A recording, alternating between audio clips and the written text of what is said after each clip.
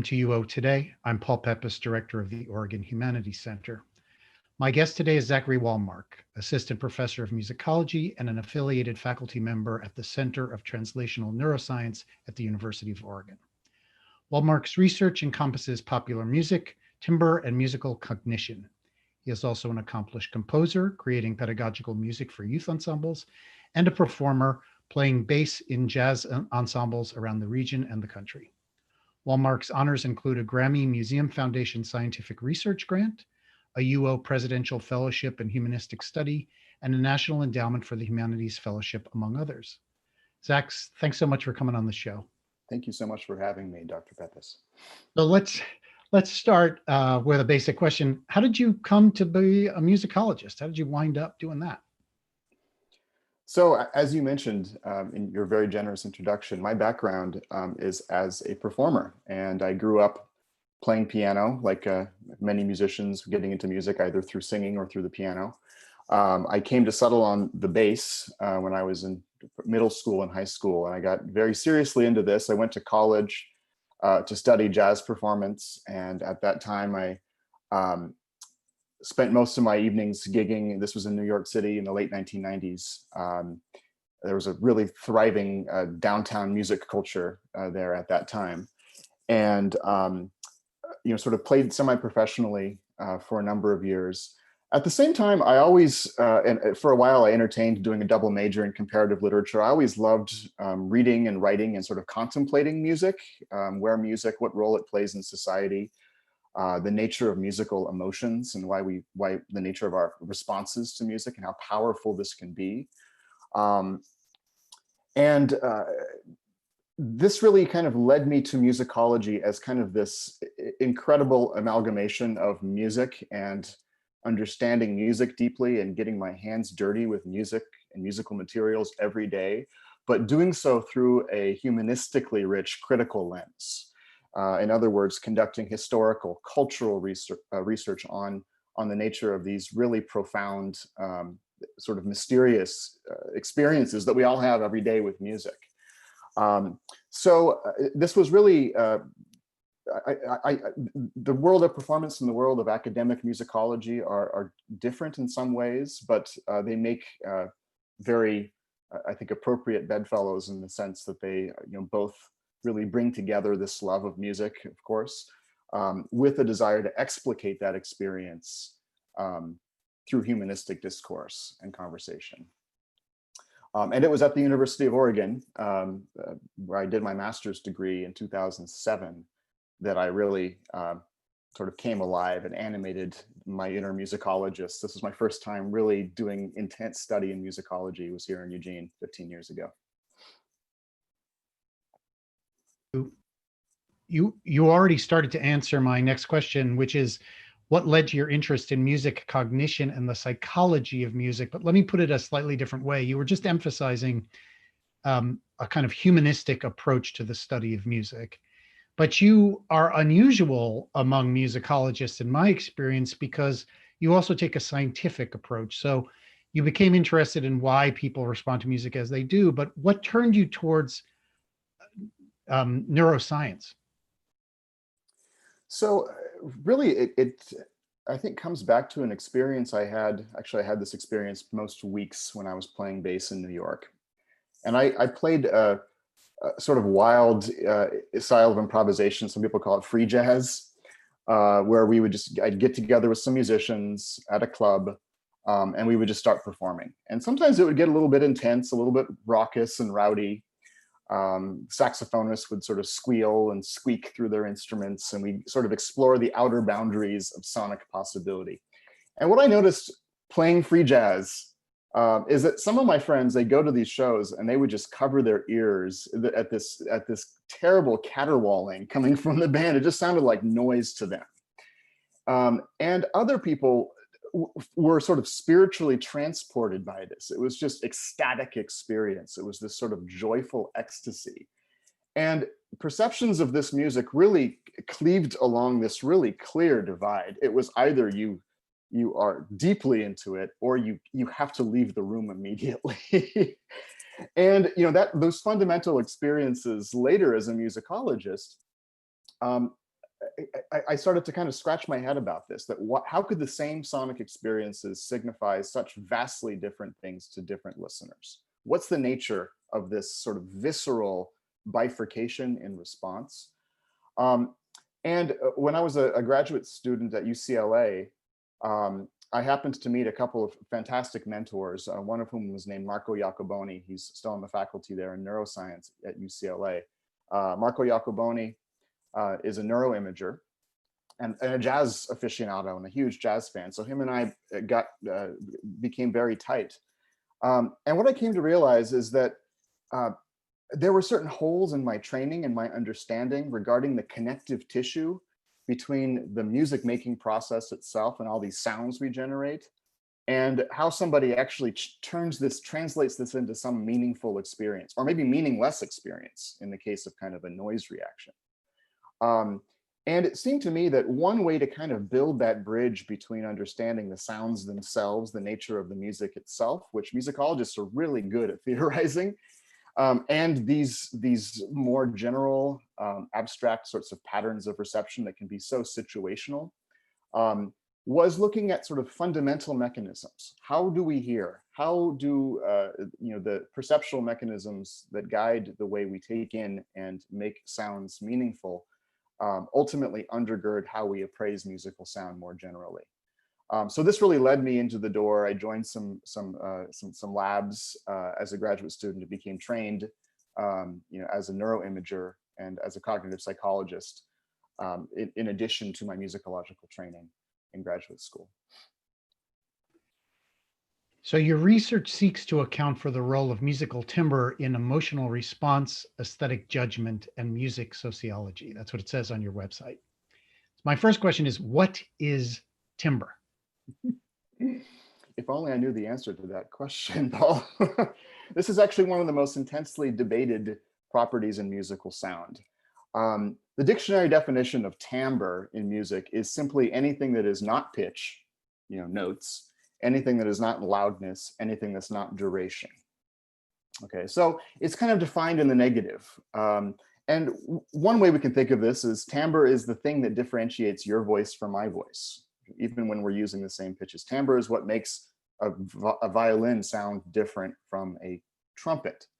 Okay, so timbre is simply what a sound is. It's related to the material circumstances of producing sound. And we conceptualize it through many different cultural filters. But at the end of the day, it's that quality of sound that makes something unique or makes a sound different. So tell us some of the things that you found about the role of timbre in emotional response, aesthetic judgment, and music sociology. What are some of your findings? Mm-hmm. Well, first of all, and this goes back to your last question, Paul, because timbre has not really traditionally been very well understood, it hasn't really been very well studied. And the disciplines of music theory and the discipline of musicology, historically speaking at least, have concerned themselves primarily with understanding the pitch world of music. Okay, you think about a score for Beethoven's symphony. This is capturing the pitch world of that symphony quite well. And it is telling you something about timbre in the instrumentation, in the orchestration. But it's not really giving us a whole lot of information about the specific nature of how sound as sound works in a particular musical context. And part of this is because timbre is somewhat invisible to what we often think of as music listening. I think there's a lot of literature now showing that we tend to misattribute emotional responses that we have to timbre to other elements of the musical frame, like pitch, because we don't really have a very good vocabulary for talking about the thing. So part of what my project is doing is trying to articulate particular ways of framing the ontology of what timbre, of timbre, in order to make it useful in understanding musical experience and in music analysis. And this particularly, I mean, you mentioned the drawing from my website, the sort of sociology of listening. At the level of how we engage one another, timbre takes on extreme importance, I think, because oftentimes my voice differs from you, but we oftentimes, without really even thinking about it, there's a long cultural history of equating qualities of sound with qualities of people, okay? Or with race, with ethnicity, with gender, with class, with sexuality.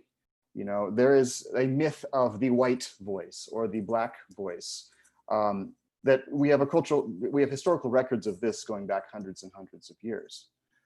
So discussing timbre, discussing what makes people different sounding, ultimately really brings us into lots of underlying cultural logics that support really the modern Western world. So can you tell us about some of the experiments that you've done to explore what timbre is and the way it works? Absolutely.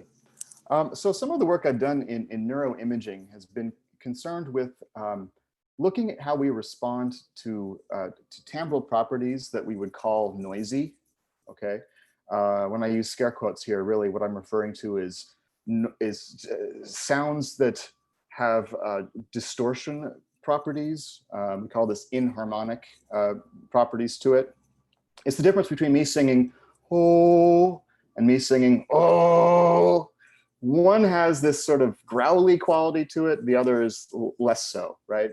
And we see this in vocal music. We see the artistic use of noisy timbre across the world's musics, okay? This is a ubiquitous feature of human musicking, using sounds that have this element. So in one experiment, we had folks listening to different sounds while they're having their brain scanned. They were matched sounds, some of them being perfectly, me singing "oh," for instance, versus a noisy version of the same thing, or a saxophone playing a note and then a noisy version of the same thing. An electric guitar without distortion and then with distortion. So a very clear dichotomous sort of situation where you have your normal and your not normal. We're looking at what happens in the brain when you're listening to noisy versions of sound producers compared to not noisy versions. And it turns out that when we're listening to these noisier versions of the same sounds, we see activity and a lot in different regions associated with motor systems and motor control, like the supplementary motor area, which sits at the top of the cortex. This is an area responsible for imagined movement, for instance. Limbic areas like the amygdala tend to be more active when we're hearing noisy sounds. And of course, the amygdala, the limbic system more generally, is associated with emotion processing and sort of relevance or salience more generally. So this tells us that, going back to that experience of free jazz in the club, that there is a certain psychophysiological filter that differentiates timbral complexes that are acoustically noisy from ones that are not. It makes greater demands upon particular areas of the brain that, in my work, I sort of theorize the downstream, more humanistic effects of what these differences in processing actually entail.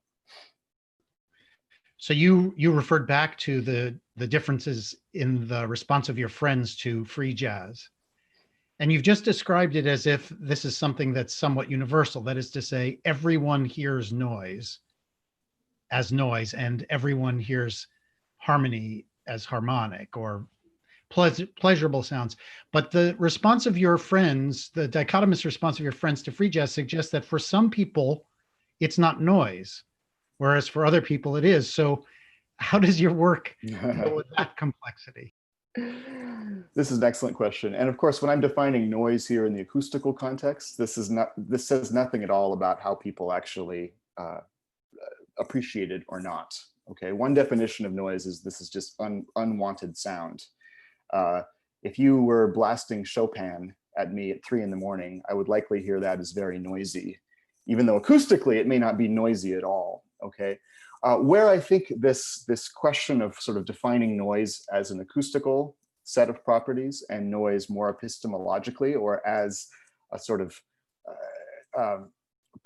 something obnoxious, something unwanted. The origin of the word noise in Latin shares the same root with the word nausea, actually. There's this sort of aversion to sounds. what I find fascinating are those moments where acoustical definitions of noisiness and epistemological definitions really start to bleed into one another, where there's some slippage between these two levels of understanding, where we read qualities of singing that have these noisy properties, like growling. If you think about the rough and dirty blues singer, for instance, if we read this through the filter of epistemological noise or something unwanted, something bad, sounding bad, then this creates all kinds of sort of ethically thorny issues in music historiography, and how we understand particularly musics that are unfamiliar to the auditor, musics that we don't know how to make sense of it. We don't know how meaning is structured in this music. And when meaning is itself under sort of contention, then the horizon of noise is not far. When we can't discern, why are these people just making these weird sounds, right? That is the horizon of noise right there.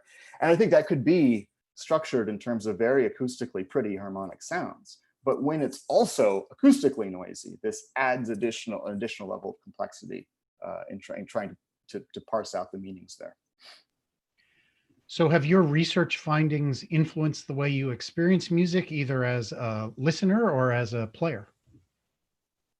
They absolutely have. And I think the big intervention there in terms of my own thinking is that I used to believe that listening to music was really very much just about the ear, that we take in sounds through the ear fairly passively. We cogitate on them, perhaps. We form educated appraisals. And this ultimately dictates what we like, what we don't like, what sorts of music we're attracted to, what kind of affective responses we might have. One of the things that I've sort of realized over the years in my research is that listening is a whole body experience. This has really been informed by some of the neuroimaging work I've done and the broader world of embodied cognition more generally, this interdisciplinary nexus of philosophical thought on human embodiment, the cognitive sciences of human embodiment, has shown that we never actually listen passively. You never just sit and just hear a piece of music. You're always enacting, or at some sub-threshold level, doing along with the music. If you're hearing your favorite singer singing, you are singing along with them. And we can see this. Again, this is one of the things I think that's super exciting about recent brain research, is that we can sort of detail and identify precise mechanisms of, for instance, motor system co-activation, both when you're singing yourself and when you're listening to somebody singing, indicating this kind of sympathetic resonance between auditor and sound producer, between listener and musician. So these sorts of insights absolutely inform how I view music now. It's not just this passive, inert thing. It's something that we're doing as listeners. So you're the co-editor of the award-winning volume, The Relentless Pursuit of Tone, Timbre in Popular Music from Oxford University Press. Tell us a bit about what that book is about and why it was important to create a collection on those topics. Happily. So in popular music, oftentimes the pitch world of popular music isn't necessarily as complex and as rich as, say, 19th century German orchestral music, okay? And the tools that musicologists have developed to talk about music really come historically out of the 19th century. So there's oftentimes been this kind of this uneasy tension in talking about popular music as music when we're only approaching it with the tools of Western music history. This book really is the first attempt to really look systematically at what timbre does in popular music. Timbre and rhythm play a phenomenally important role in American popular music traditions. And what this book does is it sort of schematizes how timbre works as a technology. There are a number of chapters talking about particular iconic technologies that shape sound, like auto-tune in hip hop, 10 years ago, for instance. particular guitar technologies of tone manipulation over the years, synthesis, the invention of the synthesizer and what that does in popular music. There are a number of chapters about the voice and about how we can talk about the popular music voice in a sort of critical and responsible way. There are chapters about genre, because oftentimes it's the difference in timbre that signals to you what surf rock is, as opposed to punk rock, as opposed to heavy metal. And you can tell in less than half a second. This is one of the fascinating things, findings to emerge in the cognitive sciences of rapid music perception over the last couple of years. We have already categorized music in less than half a second, okay? And this is way too little time for pitch to be doing heavy lifting here, or lyrics, okay? All the things we think of as really, really important. We've already sorted it before we can hear a single word. And a lot of this is timbre. So how does timbre work with genre, for instance, is one of the major topics of the book. Oh, that sounds fascinating. You're also working on a monograph, your own project. So will you tell us a little bit about that book?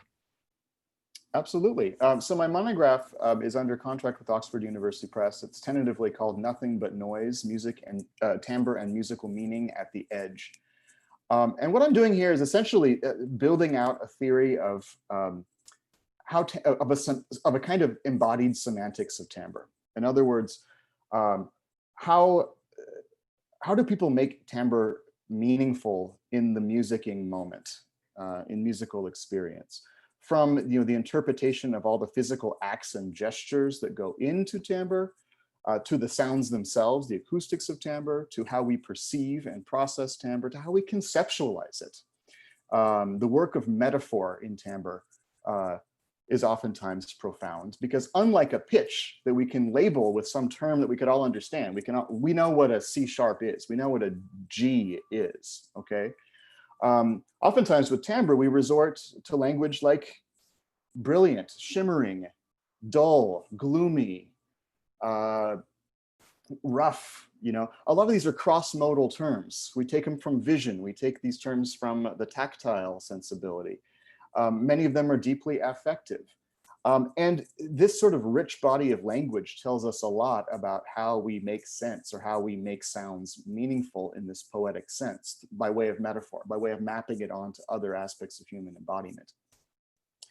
So this book really sort of goes through and develops this model, and then attempts to apply the model to a few musical case studies where this question of music and noise it becomes very blurry.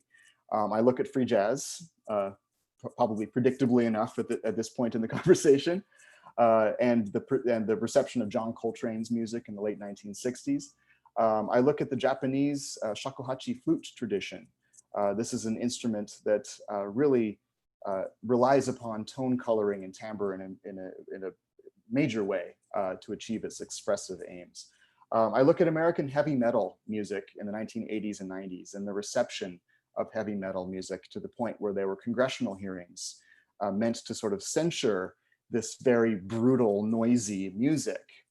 So it really tries to kind of tie together in a holistic way empirical perspectives, perspectives on timbre from the cognitive sciences and some of my own experiments, with the broader humanistic and theoretical discourse of sound and embodiment.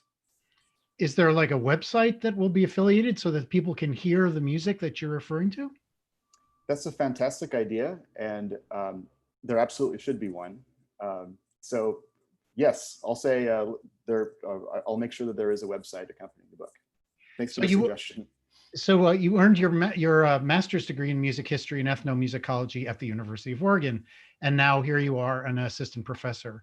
What brought you back?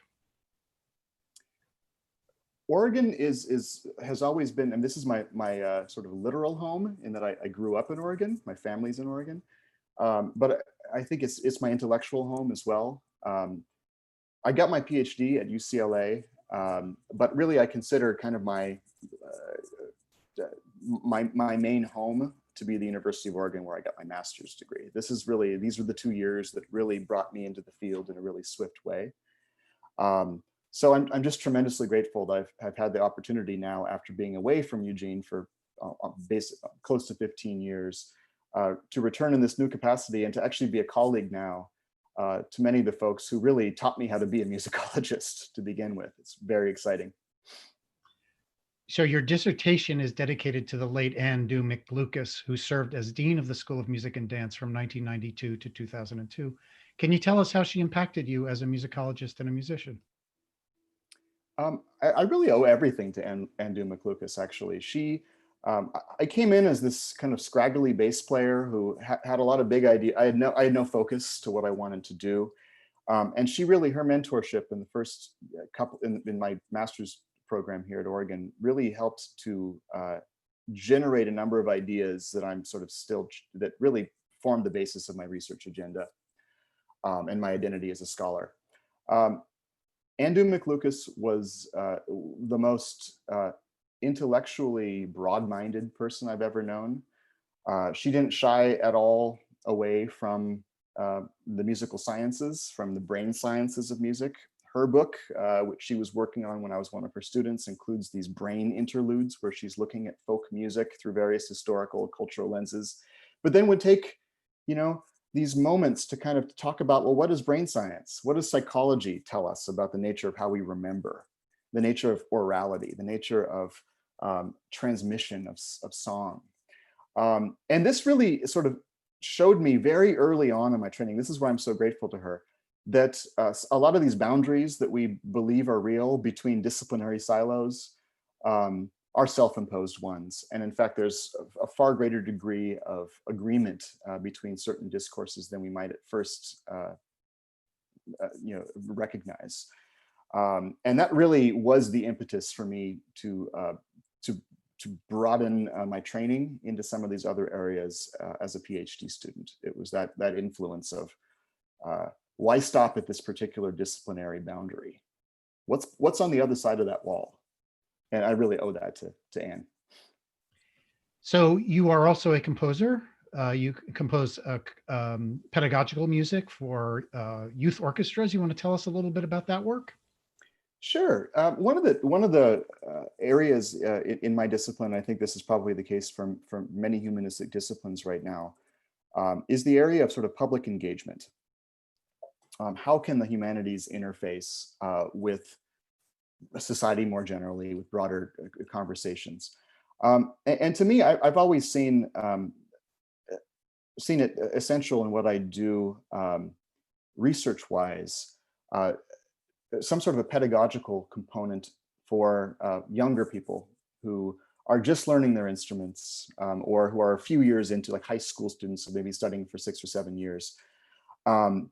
And this is such a crucial time. This is the gatekeeper for people who are going to be lifetime musicians, or people who, I played clarinet for a couple of years, but I haven't touched it in 40 years, that sort of thing. Really what I've tried to do in my pedagogical compositions is take some sort of musical principle or some extra musical principle and develop pieces that are just extremely exciting for young people to play, and based upon extra musical themes that might resonate with young people. For instance, in 2010, when the Twilight series was big, I did a series of pieces on sort of vampires. So just to, it might seem totally cheesy, but ways to sort of bring people in the door and then structure a really exciting, engaging, and musical structure that actually engages multiple styles. I'm a jazz musician, so I write for strings and brass in a way that, with some jazz harmonies and this sort of thing.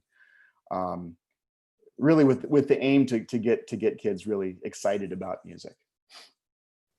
So you've already gotten to my next question, which is about your role as a teacher, because you're here at the university and you teach musicology and music. You want to tell us about a class that you teach and what your goals are in the classroom? Absolutely. So one of the classes I've been really privileged to teach since joining the faculty is the hip hop history, culture, and aesthetics class. This is a 300 level class offered by the School of Music and Dance.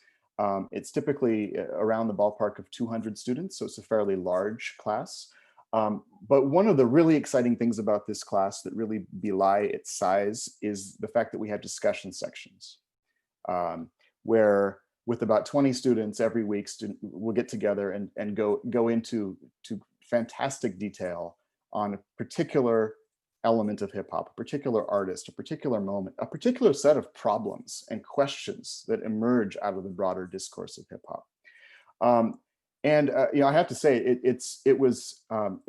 I think this particular moment has been particularly exciting to be engaging this topic of hip hop, because it so nakedly indexes the state of American society over the last 30 to 40 years. So this really provides these structured windows to ask bigger questions about race in America, okay, about the politics of race, about gender, okay. So oftentimes, hip hop in itself is a exciting and rich and one of the most vibrant aspects of contemporary popular music. But it also, I found, provides this kind of opportunity for Trojan horses, where we're talking about the music, we're going in deep on Biggie Smalls, but then we can sort of swerve and talking about Biggie Smalls and his experience in New York in the late 1980s and early 90s opens up onto this much broader set of questions and dilemmas that students can then sort of chew on and discuss in their discussion sections. So it's a really exciting class. Cool. Well, we're fortunate that you're here teaching it. I know that it's a favorite among the students, not surprisingly. So we're just about out of time. I've got only one more question for you. I hope it's one that you can answer. What have you been listening to recently that you'd like to recommend? This is a great question, and there are many things I could recommend, but at the same time, I've been, one of the unfortunate things about being pre-tenure faculty and being intensely immersed in a book writing process and having a young child is that I feel like I have not been able to spend enough time really engaging in music, ironically enough, as a musicologist in recent years, or in recent months, I should say. So I would say I always go back to the music of John Coltrane. John Coltrane for me has been the bedrock of my fascination with music since I first got into jazz. He really got me into jazz, and I would recommend to listeners of this interview to check out some of John Coltrane's more difficult music, like Meditations, 1967. Ascension, 1967. Things that are going to they're going to push you beyond your comfort zone and maybe provoke that sort of reaction we were talking about earlier in the interview. Well, Zach, thank you so much for that wonderful recommendation. Coltrane, hard Coltrane, yeah. Excellent. It's been a real pleasure talking to you. Thanks so much for taking the time to speak with us. It's been a delight, Paul. Thank you very much. I've been speaking with Zachary Wallmark, Assistant Professor of Musicology at the University of Oregon. Thanks so much for watching.